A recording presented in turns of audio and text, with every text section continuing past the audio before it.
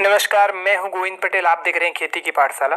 मैं आज आपको धान के कल्ले फूटने में मदद करने वाले 4 विधि के बारे में बताने वाला हूं।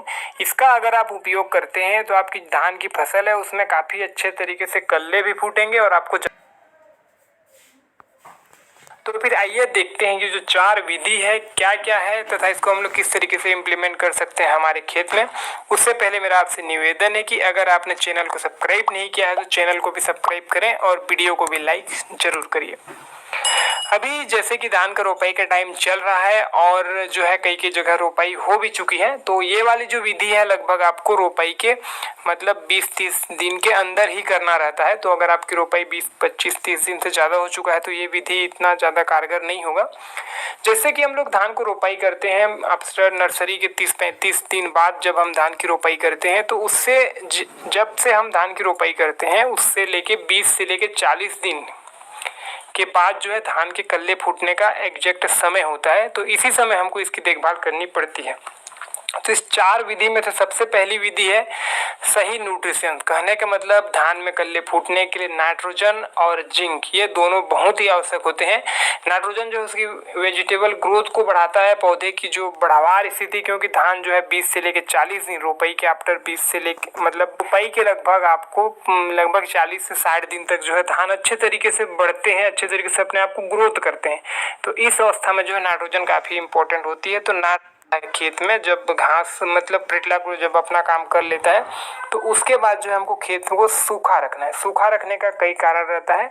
एक तो ये रहती है कि जब खेत सूखते हैं तो सूर्य की किरण जो है डायरेक्ट मिट्टी में पड़ता है और उसके माध्यम से उसको जड़ को भी अच्छे तरीके से गर्मी मिलती है, जिससे कल्ले फूटने में मदद होती है। अगर बल्ली चला देना रहता है, बांस की बल्ली को बांध के, जैसे कि आप वीडियो में देख भी रहे हैं, तो इस तरीके से जो है आपको बांस की बल्ली को घुमाना रहता है, जिससे पौधे को एक हल्का झटका पड़ता है और पौधे में कंसे आना चालू हो जाता है। चौथे नंबर पे आती है 2,4-D इथाइल ईस्टर का स्प्रे। जी आप सोच रहे हैं कि 2,4-D तो खरपतवार नाशी है, ये क्या बता रहे हैं। देखिए 2,4-D जो है 3 वेरिएंट में आते हैं। तो उसमें से जो इथाइल ईस्टर होता है, तो मैं आपको बता दूं जो 2,4-D है ये भी एक हार्मोन होता है जो पौधे को इनहिबिट करता है, मतलब पौधे के ग्रोथ को रोकता है। अगर आप ज़्यादा मात्रा में देते हैं तो पौधे को मार देता है, खासकर जैसे कि चौड़ी पत्ती वाली खरपतवार को मारने के लिए हम लोग 2,4-D का उपयोग करते हैं।